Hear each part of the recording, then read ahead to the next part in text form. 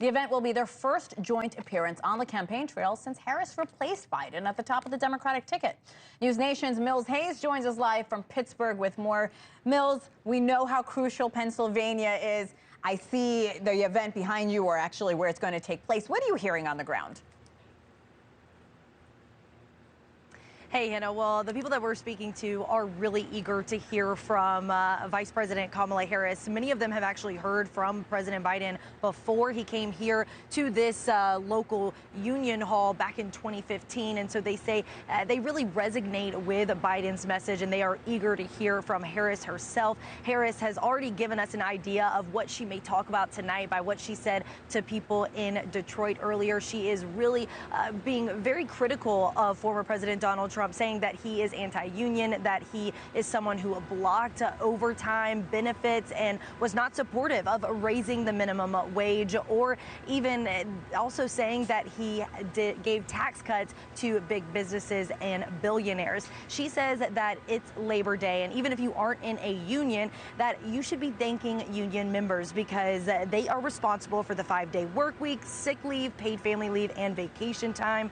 Biden and Harris will meet with unions here in Pittsburgh representing electrical workers, teachers, steel workers, government employees, and many more. Union members and their family members tell me that they think Biden and Walz are the best pick to stand up to big business.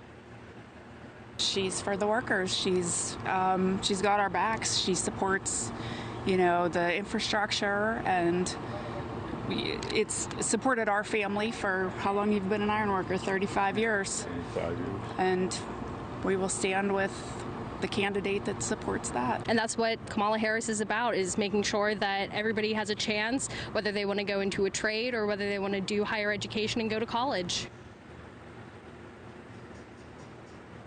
Some voters we spoke with tell us that they hope Walz and Harris will touch on how they plan to help with job creation. Some tell us that they have found it very difficult to get into the workforce, especially at the entry-level position. So they really want the Harris-Walz campaign to touch on job creation. Hannah? But we also know Harris's running mate, Tim Walz, not in Pittsburgh where you are. Do we know where he is today? Yeah, Hannah. Well, earlier today, Minnesota Governor Tim Walz and his wife, Gwen Walz, were in Minnesota to kick off the day with union leaders there. They then left in a motorcade to go to Milwaukee. On the way to that event in Milwaukee, there was an incident. However, cars in Walz's motorcade actually crashed into one of the cars in front of them. All staffers are mostly okay. There is one staff member that appears to have a broken arm, but everyone else is safe. The governor and first lady were ahead of the car that got into an accident and are okay. And we're told that Vice President Harris did reach out to Governor Walz to call him and check on him after the crash in his motorcade, and he is okay. Walz, of course, is a former teacher, and he was also a former union member.